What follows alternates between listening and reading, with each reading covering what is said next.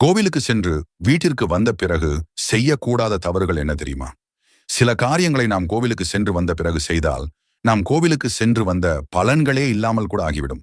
அதையெல்லாம் இப்பொழுது இந்த பொதுநலம் வீடியோவில் சொல்லியிருக்கிறோம். கடைசி வரை பாருங்கள். கோவிலில் கொடுக்கும் பிரசாதம், மாலை என்று எதையும் தரையில் வைக்கக்கூடாது. பூஜை அறையில் ஒரு தட்டில் போட்டு தான் வைக்க வேண்டும்.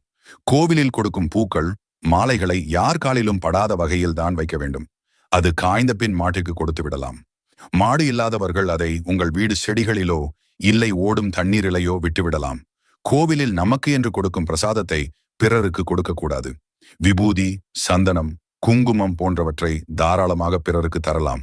ஆனால் எலுமிச்சை, பூ, மாலை இதை மற்றவர்களுக்கு தரக்கூடாது. வீட்டிற்கு வந்தவுடன் சண்டை போடக்கூடாது. அபசகுணமாக பேசவோ திட்டவோ கூடாது. ஏன் என்றால் நாம் ஆலயத்தில் சிறிது நேரம் உட்கார்ந்து வருவோம். அப்போது நம்மிடத்தில் நல்ல ஆற்றல்கள் வந்து சேரும். வீட்டில் வந்து இப்படி நாம் பேசினால் அது நமக்கே பழித்துவிடும். மது மட்டும் அசைவம் சாப்பிடக்கூடாது. ஆண்கள் முடிவெட்டுவது, பெண்கள் அழகு நிலையம் செல்வது என்று எதுவும் செய்யக்கூடாது.